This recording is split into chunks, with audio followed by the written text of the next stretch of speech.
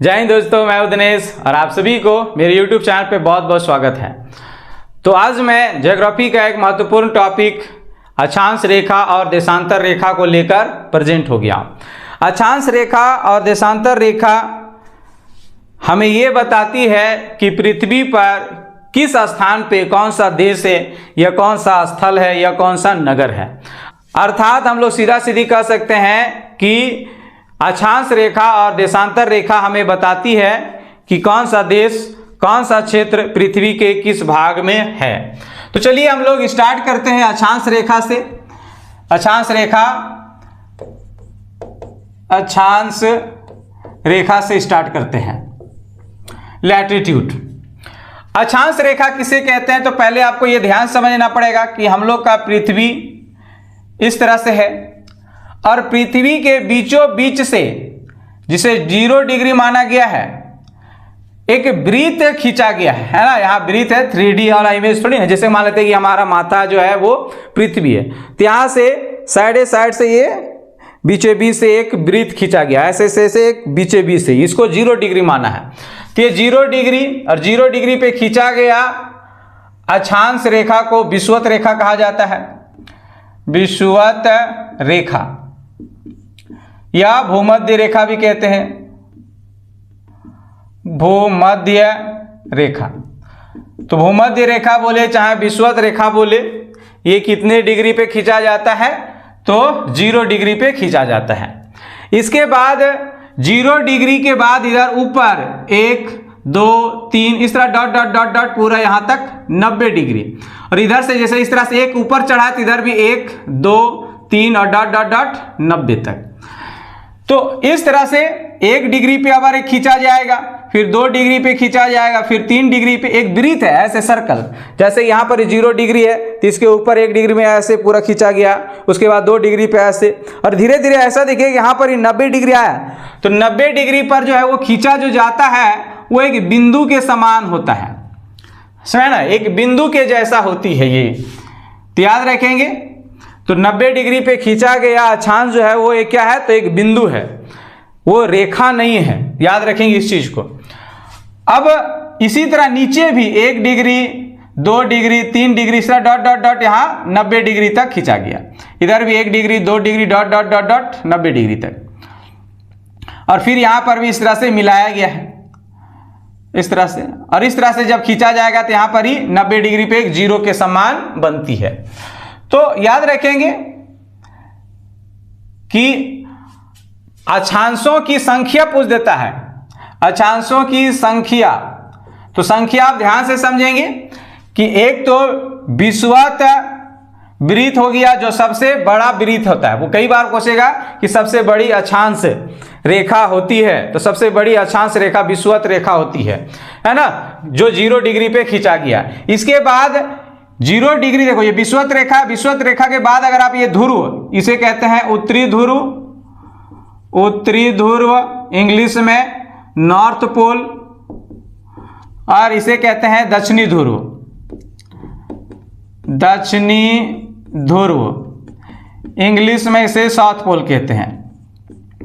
तो जब बोलेगा क्या कि विषुवत वृत्त से ध्रुवों की ओर जाने पर अक्षांश वृत्त जो है वो क्या होती है, तो छोटी होती जाती है। देखो ना, यहाँ पर ही सबसे बड़ा वृत्त बनेगा, उसके बाद देखिए इससे हल्का सा छोटा, फिर हल्का सा छोटा, और एक समय ऐसा आएगा कि यहाँ पर ये एक बिंदु के जैसा बनेगा।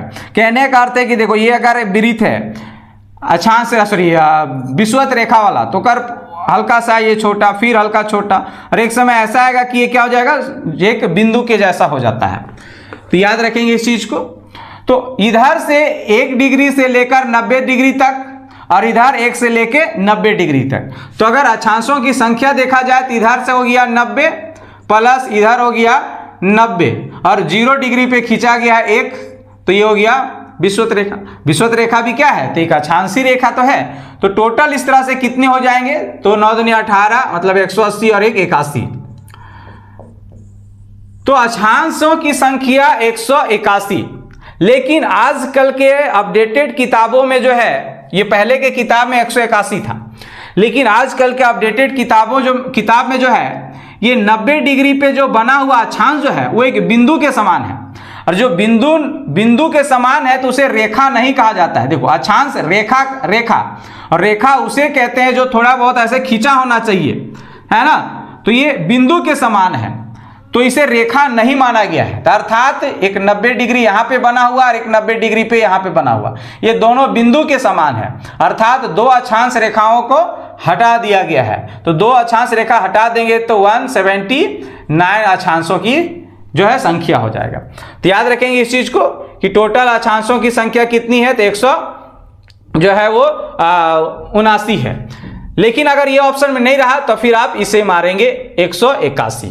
ठीक है, तो इस तरह से समझ गए कि अक्षांश रेखा आप कैसे याद रखेंगे। बहुत कोई तो ये पता चलता है कि अक्षांश और देशांतर, लेकिन कंफ्यूज हो जाते हैं कि अक्षांश ऐसे वाला को कहते हैं कि ऐसे वाला को कहते हैं।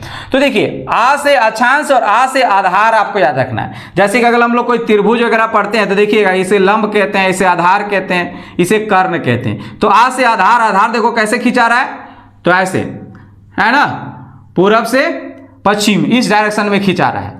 तो आपको याद रखना है कि ऐसे जो इस तरह से खिंचाता है तो इसे आधार मतलब अक्षांश ऐसे याद रखेंगे।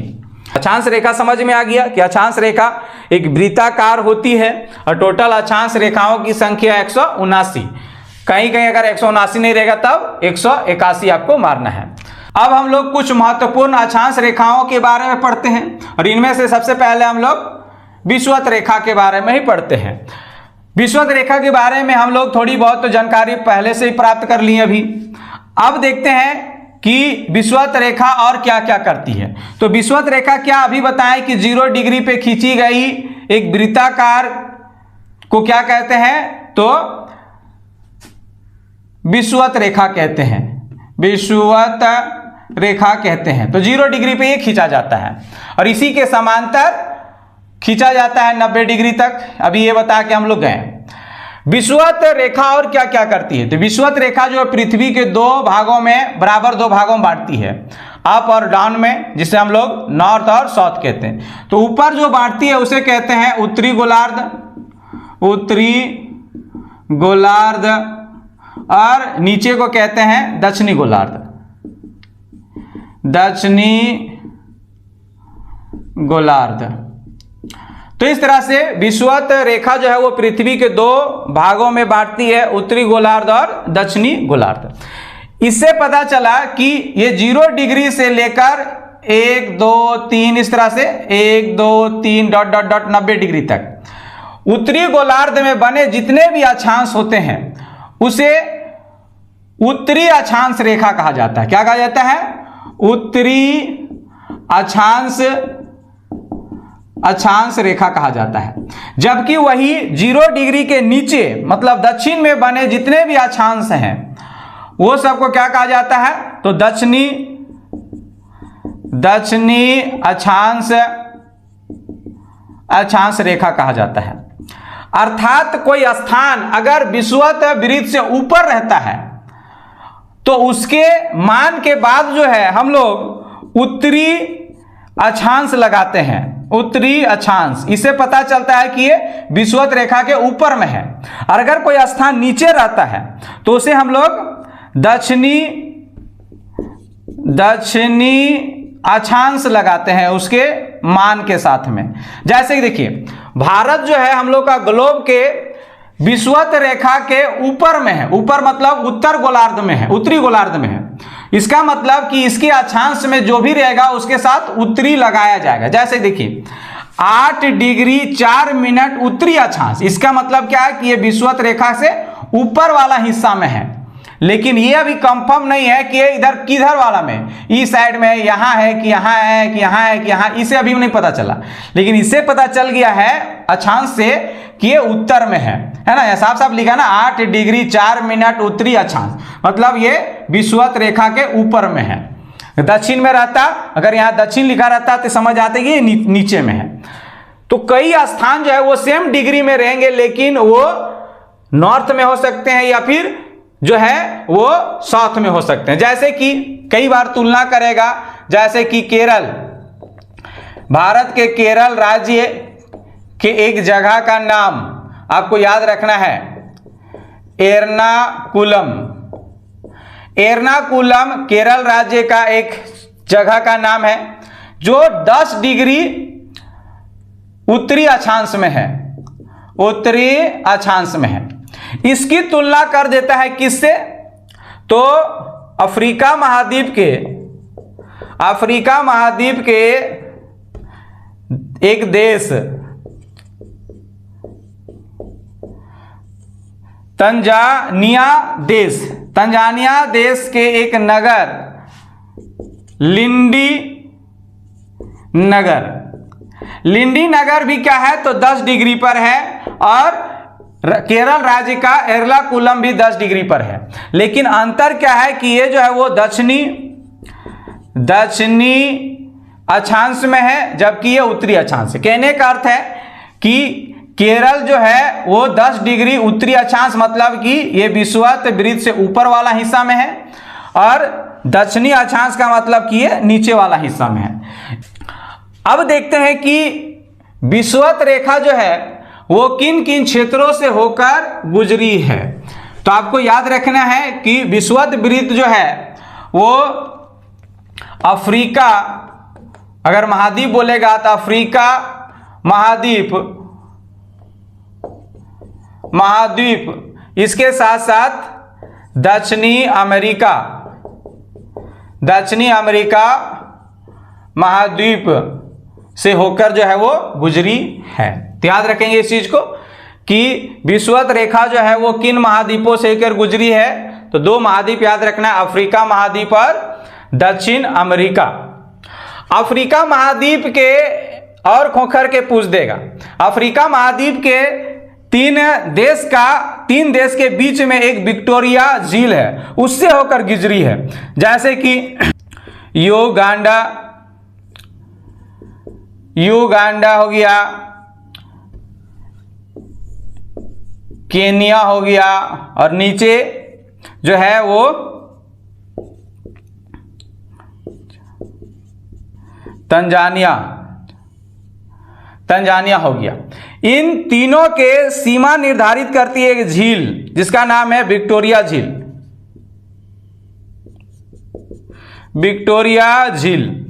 तो ये विक्टोरिया झील को जो है वो काटते हुए पार होता है कौन? तो विषुवत रेखा। तो याद रखेंगे इस चीज को। इसके अलावा थोड़ा सा और याद रखना है, अफ्रीका के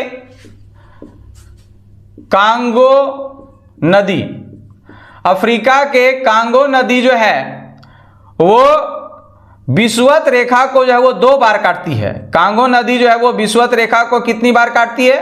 तो 2 बार काटती है। तो ये हो गई विषुवत रेखा के क्या क्या जो है वो खासियत है कि विषुवत रेखा 2 महाद्वीप, अफ्रीका महाद्वीप और दक्षिण अमेरिका महाद्वीप से होकर गुजरती है। अफ्रीका महाद्वीप में स्थित कांगो नदी जो है वो विषुवत रेखा को 2 बार काटती है। अफ्रीका महाद्वीप के 3 देश युगांडा, केनिया और तंजानिया के बीच स्थित विक्टोरिया झील को काटते हुए ये पार होती है। यहाँ तक किसी को कोई दिक्कत नहीं होना चाहिए। अब और इसकी कुछ विशेषता देखते हैं। तो देखिए, विषुवत रेखा पर जो है वो हमेशा जो है वो दिन और रात बराबर होती है। दिन और रात जो होती है क्या होती है? तो बराबर। रीजन क्या है बराबर होने के पीछे, क्या कारण है? तो देखिए, सूर्य के किरणें जो है वो विषुवत रेखा पर जो है वो हमेशा पड़ते रहती है, हमेशा लंबवत पड़ती है ना। इसी कारण जो है वो विषुवत रेखा पे है, दिन और रात बराबर होती है। और सूर्य की किरणें लंबवत पड़ने के कारण यहां पर ही ज्यादातर तापमान होती है। तापमान जो होती है वो ऊंच होती है, मतलब कि अधिक होती है। और तापमान उच्च होने के कारण वार्षिक या दैनिक मतलब दिन, दैनिक तापांतर जो है वो बहुत कम देखा जाता है। तापांतर बहुत कम होती है। तापांतर का अर्थ क्या है कि जैसे कि अगर मान लेते हैं दिन में अगर मान लेते हैं कि 24 डिग्री सेल्सियस तापमान है, तो रात में वो चला गया रात में 15 डिग्री सेल्सियस। तो इस ये दोनों का अंतर को तापांतर कहते हैं। तो दोनों का अंतर देख लीजिए, तो ये बहुत कम होती है। इसका मतलब क्या है कि यहाँ शीत ऋतु की जो है वो अभाव होती है। शीत ऋतु मतलब कि यहाँ पर ही ठंड के मौसम जो है वो उतने नहीं होते हैं, ज़्यादातर जो है यहाँ गर्मी ही रहती है। तो ये चीज़ें आपको समझ में आ गया कि तापांतर जो है वो विषुवत रेखा पे जो है वो बहुत कम पाया जाता है और यहाँ तापों की मात्रा जो है वो उच्च होती है ना। यहाँ शीत ऋतु अभाव होती है, मतलब कि यहाँ शीत ऋतु ठंड आमतौर पे नहीं होती है। तो अब हम लोग देखते हैं कर्क रेखा एवं मकर रेखा। मकर रेखा, तो देखिए ये हो गई हम लोग का पृथ्वी के 0 डिग्री पे खींचा गया विषुवत रेखा। तो 0 डिग्री के ऊपर 23.5 डिग्री पे खींचा गया अक्षांश रेखा जो है वो कर्क रेखा के नाम से जाना जाता है। और वही 0 डिग्री के दक्षिण में 23 डिग्री, वो नॉर्थ में है ना, मतलब कि उत्तर में, तो उत्तर में 23.5 डिग्री खींचेंगे तो कर्क रेखा, और विषुवत वृत्त से नीचे 23.5 डिग्री खींचेंगे मतलब दक्षिण में, तो ये क्या कहलाएगा, तो मकर रेखा। मकर रेखा, तो ये हो गया मकर रेखा। क्लियर है। तो कर्क रेखा की विशेषता हम लोग ज्यादा जानते हैं क्योंकि कर्क रेखा हम लोग को देश से जो है वो गुजरा हुआ है। तो कर्क रेखा जो है, क्योंकि हम लोग का भारत देश का जो विस्तार कितना है, तो 8 डिग्री 4 मिनट से लेकर 37 डिग्री 6 मिनट उत्तरी अक्षांश है। इसका मतलब 23 डिग्री जो आ रही है ये इसी के बीच में है, अर्थात हम लोग का देश से ये गुजरा हुआ है। तो कर्क रेखा जो है वो भारत देश के 8 राज्यों से होकर गुजरा है। 8 राज्य। अब 8 राज्य कौन कौन है, तो मोदी वाला शहर से स्टार्ट करो, है ना। तो मोदी वाला शहर से सीक्वेंस से स्टार्ट करेंगे तो आप समझ में आ जाएंगे। पहला गुजरात, राजस्थान, मध्य प्रदेश के बाद आगे चलेंगे छत्तीसगढ़ के बाद झारखंड के बाद पश्चिम बंगाल के बाद आप चले जाएंगे त्रिपुरा के बाद मिजोरम। 1 2 3 4 5 6 7 8, तो 8 राज्यों से होकर गुजरी है कौन, तो कर्क रेखा। इसके अलावा और क्या याद रखना है कर्क रेखा के बारे में, तो ये मिस्र के नासिर झील से होकर गुजरा है कौन, तो कर्क रेखा। इसके अलावा भारत का माही नदी जो है इसे 2 बार काटती है, 2 बार इसे काटती है, मतलब एक बार ऐसे गया फिर ऐसे काट देता है। तो माही नदी जो मध्य प्रदेश से इसका उद्गम होता है, तो मध्य प्रदेश से उद्गम माही नदी जो है वो कर्क रेखा को 2 बार काटती है। तो कर्क रेखा के बारे में इतना विशेषता काफी है। मकर रेखा जो आमतौर पे इस वाले क्षेत्र में है ना। कर्क रेखा और मकर रेखा, ये दोनों क्षेत्र, कर्क रेखा और मकर रेखा के बीच में जो है वो सूर्य किरणें कभी ना कभी साल में एक बार सीधा जरूर पड़ती है, जिसके कारण इन क्षेत्र में जो है वो तापमान ज्यादा होता है। इसीलिए इस क्षेत्र को जो है वो उष्ण कटिबंध कहा जाता है। उष्ण कटिबंध। तो याद रखेंगे 2 अक्षांश रेखाओं के बीच को जो है वो क्या कहा जाता है, तो कटिबंध कहा जाता है। कटिबंध याद रखेंगे इस चीज को कि 2 अक्षांशों के बीच को क्या कहा जाता है, तो कटिबंध कहा जाता है। तो मकर रेखा और कर्क रेखा के बीच तापमान अधिक होने के कारण इसे क्या कहा जाता है, तो उष्ण कटिबंध कहा जाता है। एक चीज और याद रखेंगे कि 2 अक्षांश रेखाओं के बीच की दूरी जो होती है वो 111 किलोमीटर होती है। ये भी आया करके लिखेंगे, जैसे कि ये एक अक्षांश 1 डिग्री पे है और ये दूसरा अक्षांश 2 डिग्री पे है, तो ये दोनों के बीच की दूरी कितनी है, तो 111 किलोमीटर, है ना। अब हम लोग आर्कटिक वृत्त और अंटार्कटिक वृत्त के बारे में चर्चा करने वाले हैं। तो ध्यान से समझेंगे कि ये हम लोग का पृथ्वी के 0 डिग्री पे खींचा गया अक्षांश रेखा को क्या कहते हैं, तो विषुवत रेखा। और वही बात करें कि 0 डिग्री से 23.5 डिग्री नॉर्थ में खींचा गया अक्षांश रेखा को क्या कहते हैं, तो कर्क रेखा कहते हैं। वही बात करें कि 0 डिग्री दक्षिण में खींचा गया 23.5 डिग्री पे खींचा गया रेखा को क्या कहते हैं, तो मकर रेखा कहते हैं। अब विषुवत वृत्त से 66.5 डिग्री पे खींचा गया 66.5 डिग्री पे खींचा गया उत्तरी अक्षांश को जो है वो आर्कटिक रेखा कहा जाता है या वृत्त कहा जाता है, वृत्त। वही बात करें कि दक्षिण में 66.5 डिग्री खींचा गया रेखा को जो है वो अंटार्कटिक वृत्त कहा जाता है। यहां तक किसी को कोई दिक्कत नहीं होना चाहिए। तो यही 5 महत्वपूर्ण अक्षांश रेखाओं का याद रखना है। एक 0 डिग्री पर विषुवत रेखा, 23.5 डिग्री नॉर्थ में कर्क और साउथ में मकर, फिर 66.5 डिग्री नॉर्थ में आर्कटिक और साउथ में अंटार्कटिक। तो यहाँ पर ही इंपॉर्टेंट है ये वाला 66.5 डिग्री नॉर्थ में जो आर्कटिक रेखा या आर्कटिक वृत्त के नाम से जाना जाता है। आर्कटिक वृत्त जो है वो किन क्षेत्रों से होकर गुजरता है, तो आपको याद रखना है। वर्ल्ड मैप में आपको याद रखना है कि पहले ये रूस हो गया, रूस से गुजर रहा है। रूस के बाद आप लोग मैप में देख रहे होंगे कि रूस के बाद जो है वो कौन है, तो फिनलैंड है।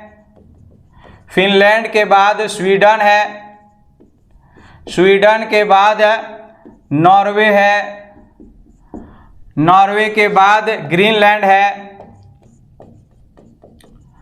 ग्रीनलैंड के बाद कनाडा है, और कनाडा के बाद जो है वो यूएसए।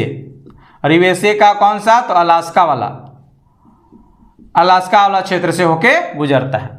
इसके अलावा कनाडा का एक झील का भी नाम याद रखिएगा, ग्रेट वियर झील। ग्रेट वियर झील से जो है वो होकर गुजरता है कौन, तो आर्कटिक वृत्त। तो यही यहां इंपॉर्टेंट है। यही बात करें कि अंटार्कटिक वृत्त, तो अंटार्कटिक वृत्त में जो वो आमतौर पे यहां पर ही बर्फ से हमेशा ढका रहता है, इसीलिए इस क्षेत्र को जो है वो सफेद महाद्वीप के नाम से भी जाना जाता है, सफेद महाद्वीप।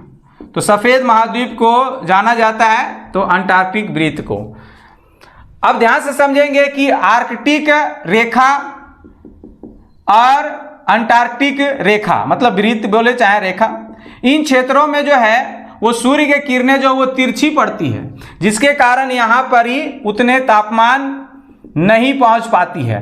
अर्थात कह सकते हैं कि इस वाले क्षेत्र में जो है वो शीत की मात्रा, मतलब कि ठंड की मात्रा अधिक होती है, तापमान की मात्रा कम होती है ना। तो ये चीजें आपको याद रखना है।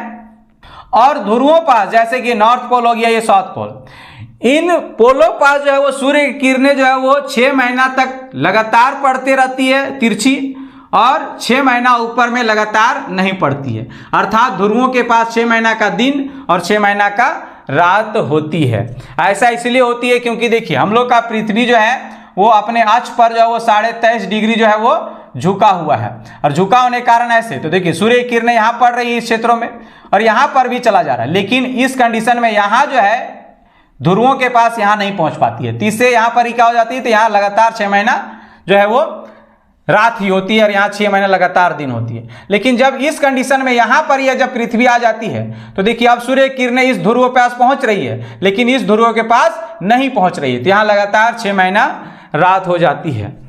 ठीक है, तो यहाँ तक किसी को कोई दिक्कत नहीं होना चाहिए। तो ये महत्वपूर्ण अक्षांश थे जो हम लोग देख लिए। अभी तक जो हम लोग अक्षांश रेखा के बारे में चर्चा किए, अक्षांश रेखा हमें केवल ये बता दिया कि कोई स्थान जो है वो किधर है, विषुवत रेखा के ऊपर है कि नीचे है। अब देशांतर रेखा पढ़ने के बाद हमें पूरा सटीक जानकारी हो जाएगा कि कौन सा क्षेत्र किस स्थान पर है, कौन से जगह पे है पृथ्वी के। तो देशांतर के बिना हम एक सटीक जानकारी नहीं लगा सकते हैं कि कौन सा क्षेत्र कहाँ है।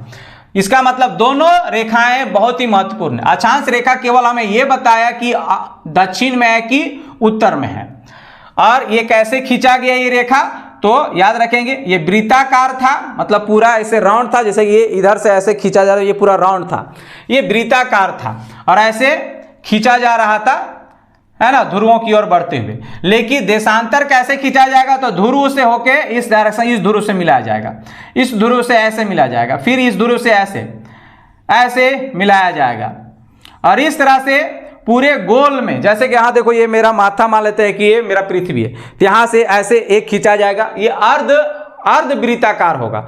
इसका जैसा ये पूरा का पूरा गोल नहीं है अक्षांश के जैसा, ये आधा यहाँ से यहाँ मिलाया जाएगा, फिर यहाँ से यहाँ मिलाया जाएगा, फिर यहाँ से यहाँ, फिर यहाँ से यहाँ, ये अर्ध वृत्ताकार होती है। तो याद रखेंगे देशांतर रेखा कैसी होती है, तो अर्ध वृत्ताकार होती है।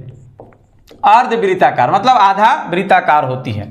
अर्थात ध्यान से समझेंगे अब कि ये हम लोग का पृथ्वी है, पृथ्वी का ये ध्रुव है, तो यहाँ से ऐसे खींचा गया, ये भी एक ध्रुव है, यहाँ से ऐसे, फिर यहाँ से ऐसे, फिर यहाँ से ऐसे, फिर यहाँ से ऐसे, इस तरह से ऐसे खींचा गया पूरा पृथ्वी में और ये अर्धवृत्ताकार है। तो देखिए, अगर मान लेते हैं कि कोई भी एक गोलाकार, जैसे कि मान लेते हैं ये माथा, तो ये माथा हमारा यहाँ से यहाँ एक पूरा एक राउंड लगाएंगे तो ये कितनी डिग्री होती है, तो 360 डिग्री बनती है ना। एक वृत्त में कितनी डिग्री बनती है, तो 360 डिग्री बनती है। तो 360 डिग्री में मतलब प्रत्येक डिग्री पर जो है वो एकाक देशांतर खींचा गया। अब बात रही कि किस देशांतर रेखा को जो है वो 0 डिग्री माना जाए, क्योंकि अक्षांश रेखा जैसा नहीं था कि बीचे बीच जो खींचा जाएगा वो 0 डिग्री पे रहेगा और बाकी सब वाले 1 डिग्री 2 डिग्री इस तरह से। इसमें सब ऐसा ही, देखो ये भी खींचा जा रहा है, ये भी खींचा जा रहा है, सेम समान चला जा रहा था। तो कहाँ पे हम 0 डिग्री के माने, क्योंकि पूरा का पूरा एक टोटल जो है वो कितना है, तो 360 है, तो कहीं से हमें 0 से स्टार्ट करना पड़ेगा। तो देखिए 0 डिग्री पे खींचा जाए ऐसी रेखा जो एक फेमस स्थान से होकर गुजरा होना चाहिए। तो ऐसे निर्धारित किया गया कि इंग्लैंड के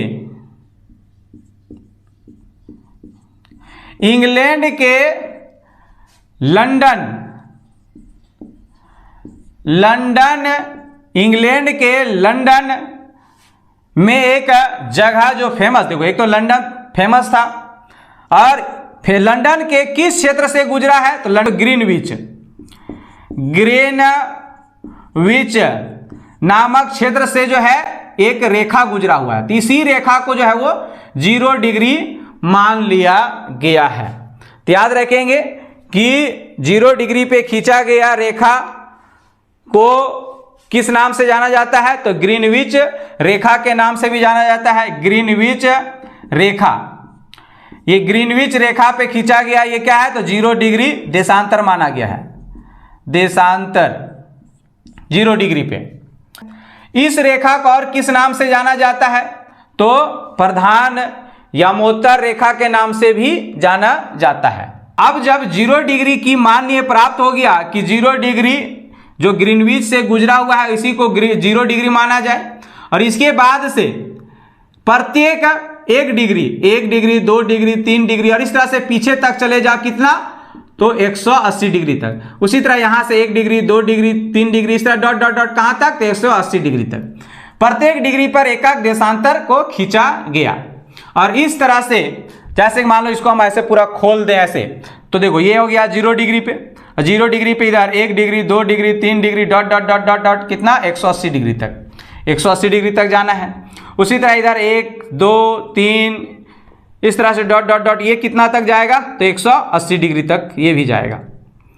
इसको ऐसे मोड़ेंगे तो याद रखेंगे कि ये ऐसे जब मोड़ा हुआ है ना, तो 180 डिग्री पे खींचा गया रेखा जो है वो दोनों एक ही जगह पे, जैसे कि इधर से जा रहा है 1 2 3 4 होते करते 180 और इधर भी जा रहा है 1 2 3 4 होते हुए 180।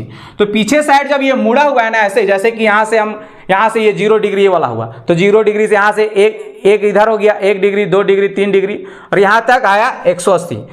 यहाँ से भी इधर से आया 1 2 3 4 और इस तरह से 180। तो 180 डिग्री पे जो खींचा गया रेखा जो है वो दोनों एक ही रेखा पर है, मतलब कि इधर वाला भी 180 डिग्री पर ही है और इधर वाला पर भी 180 डिग्री, और ये दोनों रेखा एक ही है। तो याद रखेंगे, कई बार ये क्वेश्चन में पूछा हुआ है कि देशांतर रेखाओं की संख्या कितनी होती है, तो आपको याद रखना 360 होती है, क्योंकि प्रत्येक डिग्री पे एक का खींचा जा रहा है। तो देखो इधर से चला गया 180 और इधर से 180, तो 180 180 360, लेकिन हम अभी बताएं कि 180 डिग्री पे खींचा गया रेखा तो एक ही है, तो उधर तो एक घट जाएगा क्योंकि दोनों में कोई एक मानना पड़ेगा। तो एक को देखो यहां पर ही बढ़ गया है 0 डिग्री वाला, तो इस तरह से जो घट गया था उसको मैनेज किया कौन, तो 0 डिग्री। इस तरह से 360 देशांतर रेखाओं की संख्या है। याद रखेंगे कि देखिए अपने में देखो कि ये वाला यहां पर ही ये वाला विषुवत रेखा है क्योंकि 0 डिग्री पे ये है, फिर ये 1 डिग्री 2 डिग्री 3 डिग्री इस तरह से ऐसे खींचा हुआ है ना। तो देखिए विषुवत रेखा पर देखेंगे, विषुवत रेखा पे ये वाला विषुवत रेखा है ना, तो विषुवत रेखा पर जो है वो दो देशांतरों की बीच की दूरी अधिकतम होती है, बाकी इधर देखो धीरे धीरे कम होते आ रहा है और यहाँ पर धीरे धीरे कम, और एक समय ऐसा आएगा कि ध्रुवों के पास जो है वो शून्य हो जाता है। तो क्वेश्चन में कहता है कि दो देशांतरों के बीच अधिकतम दूरी कहाँ पाई जाती है, तो विषुवत रेखा पे पाई जाती है। तो अधिकतम कितनी होती है, तो 111.32 किलोमीटर। याद रखेंगे कि दो देशांतर रेखाओं के बीच की अधिकतम दूरी विषुवत रेखा पे पाई जाती है और अधिकतम कितनी हो सकती है, तो 111.32 किलोमीटर।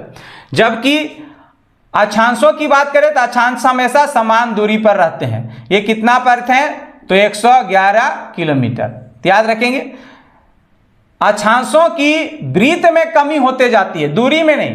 जबकि इसमें बात करें देशांतर में, तो देशांतर में जो है वो दूरी कम होती जाती है। जैसे कि विषुवत रेखा से ध्रुवों की ओर जाने पर ये दो देशांतरों के बीच की दूरी क्या होती जाती है, कम होती जाती है, और एक समय ऐसा आएगा कि शून्य हो जाता है उसी। अब थोड़ा सा यहां समझिए कि हम लोग 8 डिग्री 4 मिनट या फिर यहाँ 21:58 मतलब 21 डिग्री 58 मिनट 10 सेकेंड ऐसा क्यों बोलते हैं। यहां तो केवल हमको डिग्री तक तो समझ में आ गया, लेकिन मिनट, तो देखिए कोई स्थान जो है, जैसे कि हम यहाँ पर ये ग्लोब पृथ्वी का बना लिए, अब कोई स्थान जो है अगर फिक्स मान लेते हैं कि ये 0 डिग्री अक्षांश है और ये 1 डिग्री अक्षांश, तो कोई क्षेत्र जो है वो 1 डिग्री से उठ रहा है और फिक्स 5 डिग्री तक गया, तब तो हम उसका डायरेक्ट बोलेंगे 1 डिग्री से लेकर 5 डिग्री तक। लेकिन अगर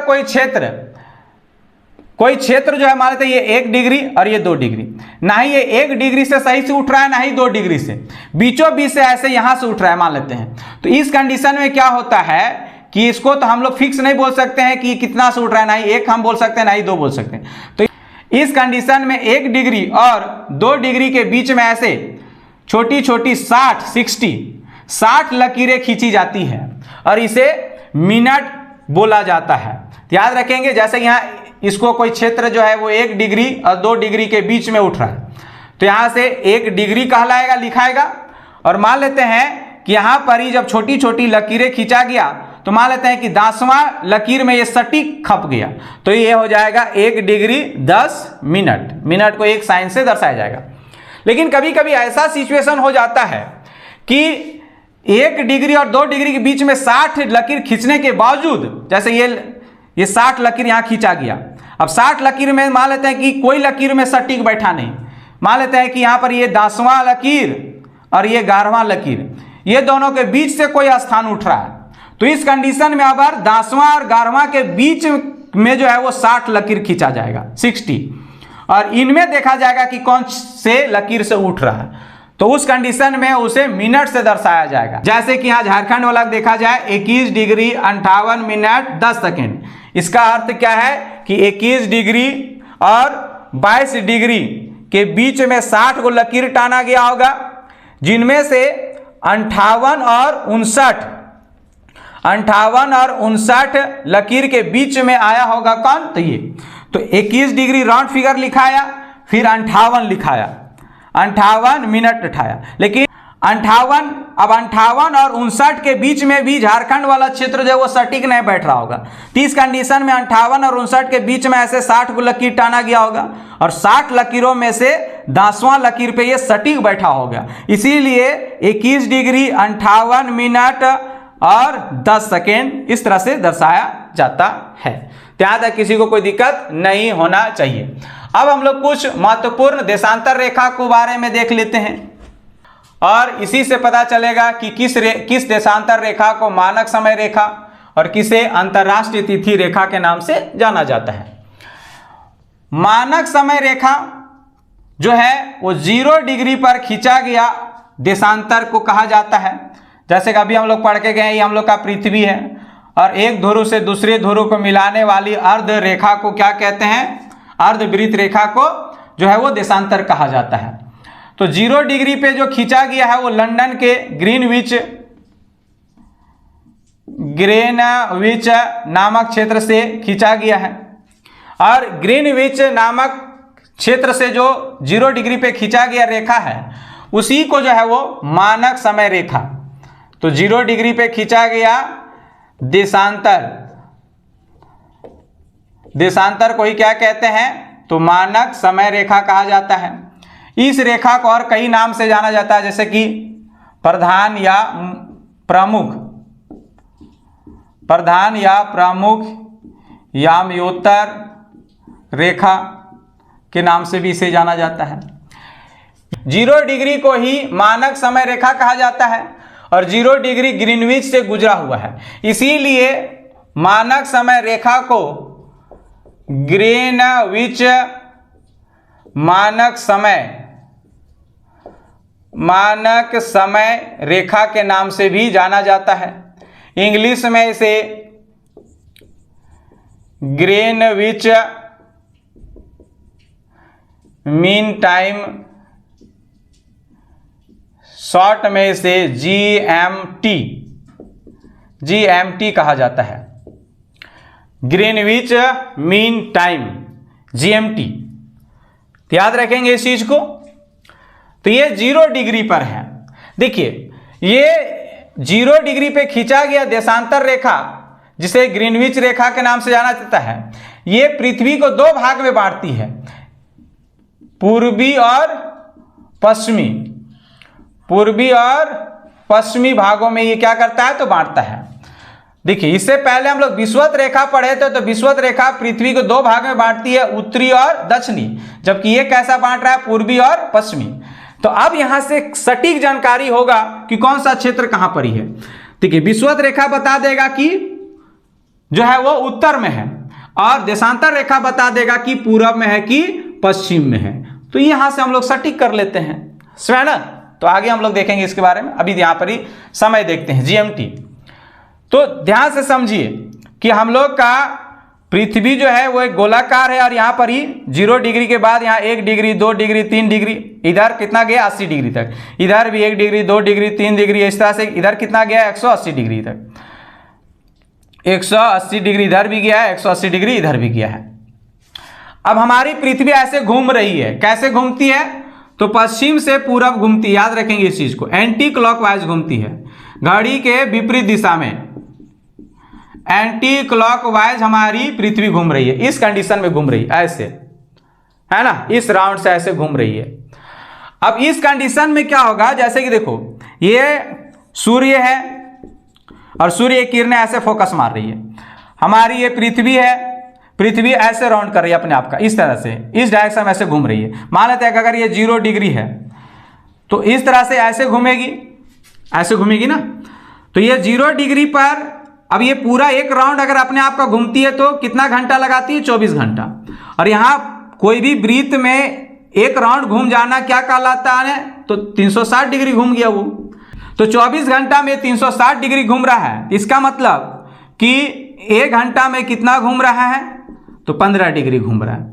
और वही मिनट की बात करेंगे, देखो 1 घंटा में 15 डिग्री, इसका मतलब 4 मिनट में जो है वो 1 डिग्री घूम रही है ना, 1 डिग्री घूम रही। इसका मतलब कि अगर ग्रीनविच पर अगर 12 बज रहा होगा तो ग्रीनविच 0 डिग्री पर है, तो ग्रीनविच के पूर्वी में अगर 15 डिग्री पर कोई देश होगा तो उस देश में 1 बज रहा होगा, है ना। अगर इसमें यहाँ पर PM है तो यहाँ पर भी PM, तो 1 बज रहा होगा। वही 30 डिग्री पर क्या हो जाएगा तो 2 बज रहा होगा। कोई 45 डिग्री पर होगा तो 3 बज रहा होगा।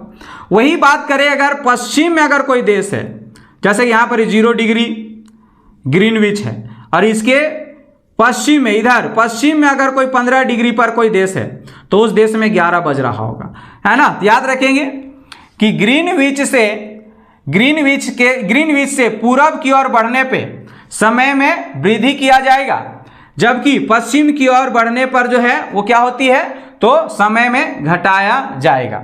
यहाँ तक समझ में आ गया। तो इससे पता चल गया कि यदि अगर ग्रीनविच में अगर दिन का 12 बज रहा होगा, दिन का दोपहर का 12 बज रहा होगा, तो वही उसका विपरीत में 180 डिग्री है, तो जो लोग 180 डिग्री पे जो लोग देश होंगे उन देशों में 12 बजे रात हो रहा होगा, मतलब AM हो रहा होगा, मतलब कि मध्य रात्रि हो रहा होगा। तो याद रखेंगे इस चीज को, जस्ट उल्टा। मतलब कि मान लेते हैं कि ये वाला हमारा 0 डिग्री है, तो यहाँ पर सूर्य की किरणें पड़ रही है, यहाँ अभी 12 बजा हुआ है, तो यहाँ पीछे हमारा जो 180 डिग्री है यहाँ सूर्य की किरणें नहीं पहुँच रही होगी, यहाँ 12 बजे रात हो रहा होगा। समझ बात को। वही अगर इधर पूरब में जाएंगे 45 डिग्री, तो 45 डिग्री पे प्रत्येक 15 डिग्री पे जो है वो 1 घंटा, तो 45 डिग्री पे अगर कोई देश होगा तो वहाँ 3 बज रहा होगा शाम का, है ना। मतलब कि यहाँ दोपहर 12 बज रहा है, तो इधर 45 डिग्री पूरब की ओर जाएंगे, क्योंकि आपको पूरब समझना है। पूरब किसे कहते हैं, ये हो गया ईस्ट, वेस्ट, नॉर्थ, साउथ। तो ये वाला 0 डिग्री है, तो यहाँ से इधर भागिएगा तो प्रत्येक 15 डिग्री में जो है वो 1 घंटा बढ़ जाएगी। तो हम लोग का अगर देश की बात करें, हम लोग का देश भारत का, तो भारत का मीन टाइम रेखा, है ना, मतलब कि भारत का मानक समय रेखा किसे कहते हैं। तो देखिए हम लोग का भारत का अगर बात करें गोलोबीय विस्तार, तो यहां तो लिख ही दिए 8 डिग्री 4 मिनट उत्तरी अक्षांश से लेकर 37 डिग्री 6 मिनट उत्तरी अक्षांश से। वही देशांतर की बात करें तो देशांतर में अभी बताए थे 68 डिग्री 7 मिनट पूर्वी देशांतर से लेकर 97 डिग्री 25 मिनट पूर्वी देशांतर तक है। इसका मतलब कि पूरब में बोल रहा है, मतलब कि ये देखो, ये अगर 0 डिग्री पे खींचा गया देशांतर रेखा है ग्रीनविच वाला, तो इधर क्या हो गया, इधर वाले पूरब, ये हो गया पूरब, इधर वाले पश्चिम, ये पश्चिम। तो हम लोग पूरब बोला है, मतलब इससे साफ जाहिर है कि ये GMT से हम लोग का समय जो है वो आगे होगा, है ना। हम लोग में GMT में जब अगर कोई समय हो रहा होगा, अगर मान लेते हैं GMT में 12 बज रहा होगा, मतलब 0 डिग्री पर, तो 0 डिग्री पर अगर 12 बजे दोपहर हो रहा होगा PM, तो हम लोग का जो है क्षेत्र, हम लोग का भारत का जो है वो भारत जो है वो 5.5 घंटा आगे है GMT में। तो आप लोग कभी टाइम वगैरह मिलाते होंगे तो देखिएगा, भारत टाइम मिलाते होंगे तो देखते होंगे GMT लिखल होगा और 5.5 लिखल होगा। इसका मतलब 5.5 घंटा जो है वो GMT से हम लोग का देश का जो मानक समय है वो ज्यादा है ना, आगे है। तो याद रखेंगे इस चीज को। भारत का अगर मानक समय, क्योंकि भारत में अब मान लेते हैं कि भारत में तो कई रेखा हैं, भारत में देशांतर कई रेखा हैं, तो सबसे बीच वाला को सटीक माना गया, और सबसे बीच आमतौर पे देखो यहाँ 68 से लेकर 97, तो सबसे बीच जो है वो एब्रोक्स माना गया कितना, तो 82.5 डिग्री, मतलब 1/2 डिग्री देशांतर को जो है वो पूर्वी देशांतर को जो है वो भारत का जो है वो मानक समय रेखा माना गया है। ये भारत को लगभग 2 बराबर भागों में काटती है, तो याद रखेंगे इस चीज को। तो पूरब और पश्चिम 2 बराबर भागों में भारत को कौन काटती है, तो 82.5 डिग्री पे खींचा गया रेखा। वही कह देगा उत्तर और दक्षिण भाग में भारत को बराबर कौन काटती है, तो याद रखेंगे कर्क रेखा काटती है। GMT से हम लोगों का कितना अधिक है, तो 5.5 घंटा जो है वो आगे है। 5.5 घंटा GMT से भारत क्या है, तो आगे है। तो यहां समझ में आ गया। इसका मतलब कि अगर 0 डिग्री से अगर आप पूरब की ओर भागेंगे तो प्रत्येक 1 डिग्री पे 4 मिनट आप आगे भाग जाइएगा। वही अगर पश्चिम की ओर भागेंगे तो प्रत्येक 1 डिग्री पर जो है आपका 4 मिनट घटाना पड़ेगा।